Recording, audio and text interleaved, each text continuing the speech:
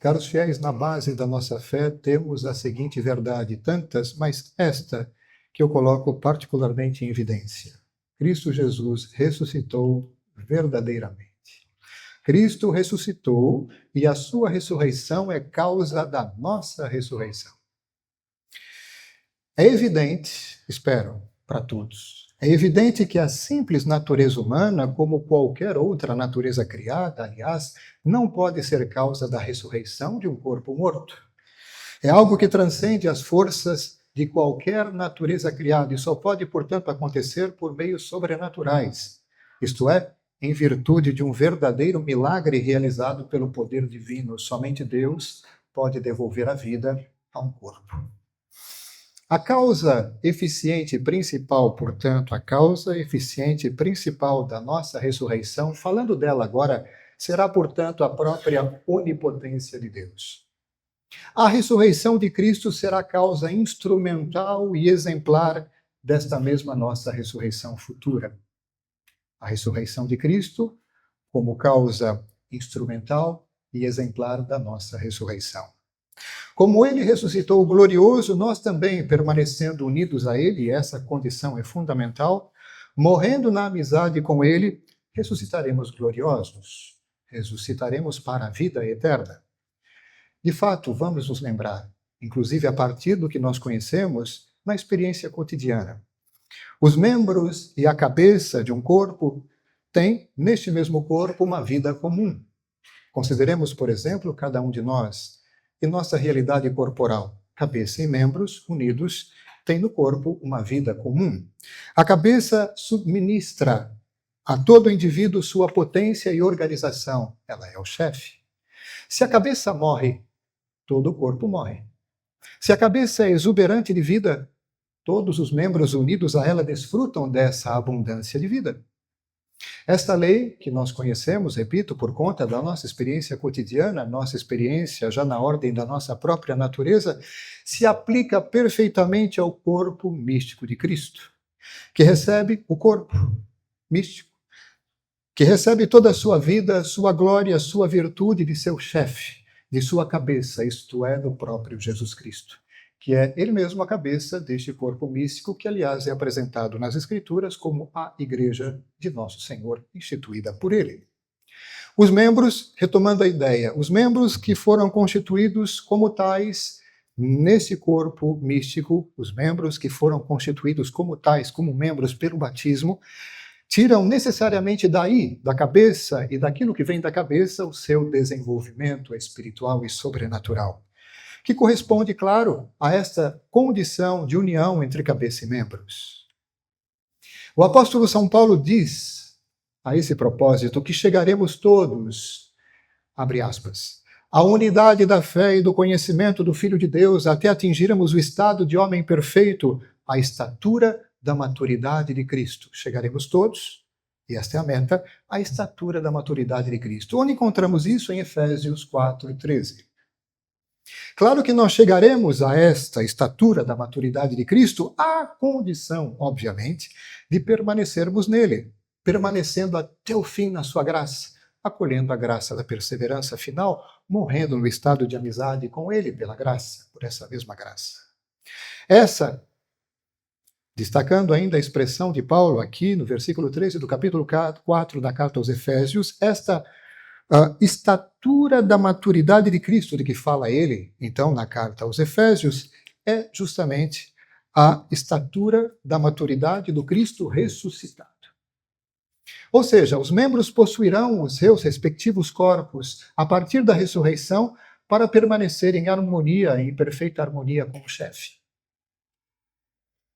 Vamos considerar a mesma coisa de uma outra forma, dizendo de uma outra forma a mesma coisa. O corpo místico seria, de fato, deformado se seus membros, evidentemente aqueles que permanecerem unidos a ele até o fim, nunca alcançassem um estado de concordância com a cabeça. Seria uma deformidade se os membros, aqueles que permanecem unidos ao Cristo, perseverantes até o fim, seria uma deformidade se eles não atingissem justamente esta condição ou esta participação nessa condição última do Cristo, cabeça do corpo. Lembremos-nos, caros fiéis, a esse respeito o que disse nosso Senhor. falando ainda desta união profunda entre cabeça e membros, em João 15, 5. Eu sou a videira verdadeira, diz ele, e vós sois os ramos. E ainda diz, permanecei em mim e eu permanecerei em vós. Dessa forma, nesta comunhão, na perseverança dessa comunhão com ele, reina então entre ele e nós a completa unidade. Todo acontecimento feliz, por conta desta unidade sacrossanta, todo acontecimento feliz que sobrevém à cabeça, cria uma mudança correspondente no corpo. Uma mudança também feliz no resto do corpo. A ressurreição do chefe carrega a ressurreição dos membros. A sua ressurreição produz a nossa. Se Cristo não tivesse ressuscitado, caros fiéis, ao não existir a causa da nossa ressurreição, sendo ele causa, mais uma vez, repito, instrumental e exemplar desta mesma ressurreição nossa, ao não existir a causa, jamais se produziria, obviamente, o efeito. A ressurreição dos membros não seria possível com uma cabeça morta. Sem a ressurreição dele, nada de ressurreição para nós. Repito, a ressurreição dos membros não seria possível a partir de uma cabeça morta. Nesse sentido, pego ainda alguns versículos de uma carta do apóstolo São Paulo, aquela primeira escrita aos Coríntios, capítulo 15, versículos 19 e 20. Vamos acompanhar. Citação. Diz ele: se é só para esta vida que temos colocado a nossa esperança em Cristo, somos de todos os homens os mais dignos de lástima. Que tristeza para nós. Mas não, continua ele, no versículo 20. Cristo ressuscitou de fato dentre os mortos como primícias dos que morreram, o primeiro dentre todos os que devem ressuscitar. Ele ressuscitou e nós também ressuscitaremos. A admirável consequência da constituição do corpo místico. Nossa ressurreição, dependente da dele. Aliás, lembrando a nossa total dependência com relação à cabeça desse corpo. Uma vez enxertados no chefe e permanecendo nesta condição até o fim, segue-se como consequência, que pode-se dizer consequência automática, que nós participaremos do seu destino. Ele ressuscita e seus membros também são ressuscitados. Ele ressuscita glorioso e nós também assim ressuscitaremos. A condição, perdoe-me de repetir tanto isso, a condição de morrermos na amizade com ele, na sua graça.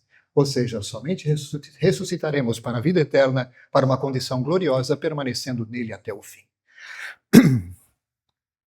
Os corpos daqueles que morreram piedosamente, ou que morrem piedosamente em Cristo, ressuscitarão, portanto, resplandecentes de glória. A teologia católica, caros fiéis, confiando imediatamente nos dados da revelação divina a esse respeito, aponta as seguintes 4 qualidades dos corpos revestidos de glória. Vamos falar algo mais concreto sobre essa condição gloriosa a partir de uma ressurreição feliz para a vida eterna. Quais são as 4 qualidades? Claridade, agilidade, sutileza e impassibilidade. Vamos então considerá-las uma a uma. Em primeiro lugar, a claridade. Do que se trata? O corpo glorioso, o corpo que ressuscita glorioso, brilhará como o sol na mansão dos bem-aventurados. Embora isso se dê em diferentes graus de intensidade, diferentes intensidades de brilho, de acordo com o maior ou menor peso de glória conquistado pela alma, do qual participa o corpo. Nós sabemos muito bem, vamos nos lembrar, abro e fecho rapidamente parênteses aqui. Nós, permitindo que a graça de Deus aumente em nós, permitindo que a graça de Deus aumente, que seja mais aprofundada, mais arraigada, mais enraizada em nós, permitimos também que com o aumento dela, haja um aumento correspondente de glória no lado de lá. A pessoa justificada pelo aumento, pela prática de boas obras, pelo recurso à oração, pelo recurso aos sacramentos, merece, mas eu vou falar das boas obras. A pessoa justificada pelo cumprimento das boas obras sobrenaturais e meritórias, merece o aumento da graça nessa vida e o aumento do peso de glória na outra. É disso que estamos falando. Na medida em que permitirmos o aumento dessa graça, permitiremos também o aumento do peso de glória. E disso depende essa variedade de brilhos. Isso está expressamente declarado nas Sagradas Escrituras, caros fiéis, seja o brilho dessa nossa condição gloriosa, seja a diversidade de graus.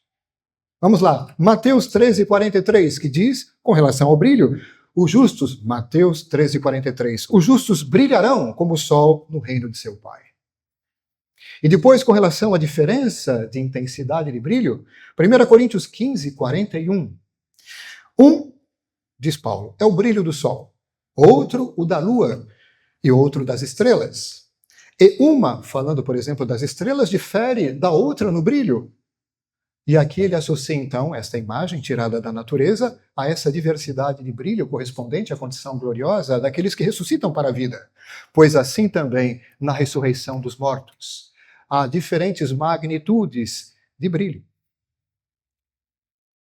Depois, então, agilidade. Trata-se de outro reflexo da glória da alma sobre o corpo. Sim, porque o corpo ressuscitado participará dessa glória que a alma de que ela já goza. Devido à atual qualidade, a da agilidade, a alma obedece perfeitamente ao império da vontade. A alma obedece perfeitamente à orientação, aos ditames, ao império da vontade, no movimento local e em todas as operações. E é claro que essa vontade, nessa condição, está perfeitamente submetida a Deus, perfeitamente conformada à de Deus. Condição maravilhosa essa. O movimento dos corpos gloriosos, quanto a eles, falando do corpo, embora muito rápido, estamos falando de agilidade, embora o movimento seja muito rápido, não será, contudo, instantâneo o deslocamento. Já que o abandono do ponto de partida e a chegada ao final do movimento não podem se dar em um único momento. No entanto, o movimento de deslocamento, o movimento translativo, será tão vertiginoso, tão rápido, que pode ser dito quase instantâneo. A Sagrada Escritura nos diz, de uma maneira muito simples e singela, já no Antigo Testamento, no livro da Sabedoria, capítulo 3, versículo 7. No tempo da recompensa, falando, por exemplo, no final dos tempos, no tempo da recompensa, eles brilharão e correrão como cintilações em meio ao canavial. Imagem simples, singela, apropriada para aquela época e compreensível para nós também. Há um brilho e há um movimento, uma agilidade própria de uma faísca, de uma fagulha, de uma cintilação que se move bem rapidamente. Terceira característica, a sutileza. Essa qualidade consiste em certa perfeição que vem, claro, da alma glorificada e permite que o corpo glorioso seja totalmente sujeito a ela, a alma, enquanto forma do corpo que lhe dá o ser específico. Bom, até aí parece igual às outras qualidades. Em virtude desta admirável qualidade, o corpo glorioso será como que espiritualizado, seguindo com incrível facilidade todos os impulsos da alma, sem o peso e resistência oferecidos pelo corpo corruptível neste mundo. Nós encontramos menção disso ainda na primeira carta do apóstolo Paulo aos Coríntios, no mesmo capítulo 15, versículo 44 agora. Ele diz, semeado o corpo animal, o nosso, ele ressuscita a espiritual. É isso que significa essa condição de espiritualização, de sutileza do corpo, que ressuscita para a vida eterna, na glória. Ou seja, ele se torna completamente espiritualizado. Corpo sim, corpo verdadeiro, mas numa outra condição, que nós descrevemos, que o apóstolo descreve como espiritualizado, por esse dom admirável de sutileza gloriosa. Por fim, quarta qualidade, a impassibilidade, o que nos parece mais particularmente interessante, penso. Vamos lá. Eu vou recorrer a um texto do Magistério para falar sobre esta qualidade. Eu vou recorrer ao Catecismo de Trento. O Catecismo de Trento descreve tal qualidade do corpo glorioso do seguinte modo, e aqui citação pura e simples. Vamos lá. Diz o Catecismo. É uma qualidade do corpo glorioso, pela qual, sim, os corpos ressuscitados, de modo algum, jamais, nunca poderiam sofrer. E estarão, portanto, livres de toda dor e desconforto.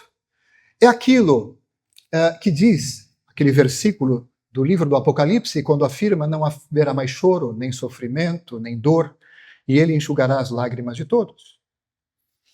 Pois na ressurreição, continua o catecismo, na ressurreição dos mortos, o corpo semeado na corrupção ressuscita incorruptível. E aqui o texto do Catecismo de Trento cita 1 Coríntios 15, 44. Os escolásticos, diz o texto, estou lendo o texto do Catecismo, os escolásticos chamavam este dote de impassibilidade, e não da incorrupção, para significar uma qualidade exclusiva dos corpos gloriosos. Impassibilidade é algo que só os corpos gloriosos têm. O corpo dos condenados, porque lembremos, faço aqui uma pausa na leitura dessa citação do Catecismo de Trento.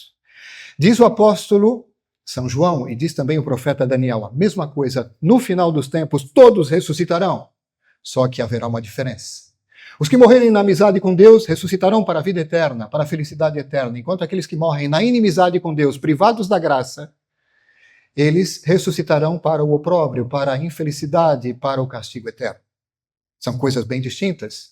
E me preocupa muito quando, por exemplo, hoje em dia, em certos discursos, se coloca em evidência o fato de que ressuscitaremos todos, sem fazer essa distinção que faz toda a diferença.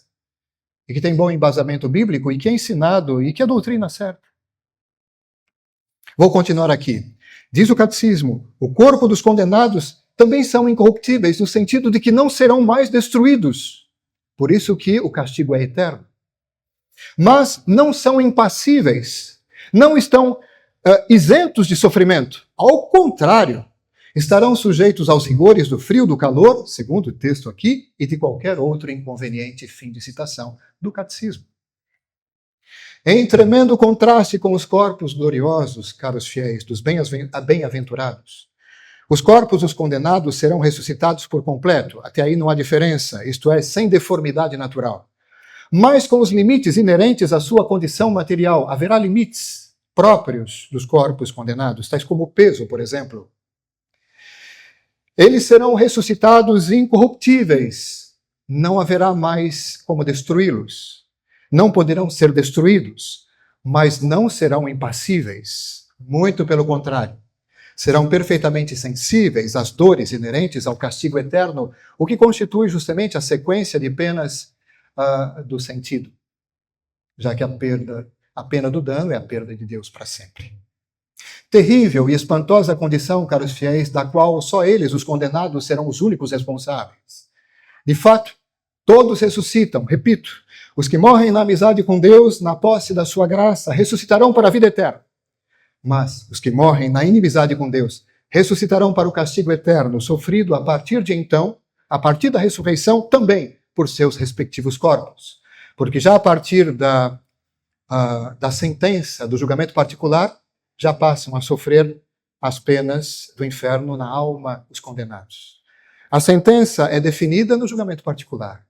A partir dali, condenação ou salvação são determinadas.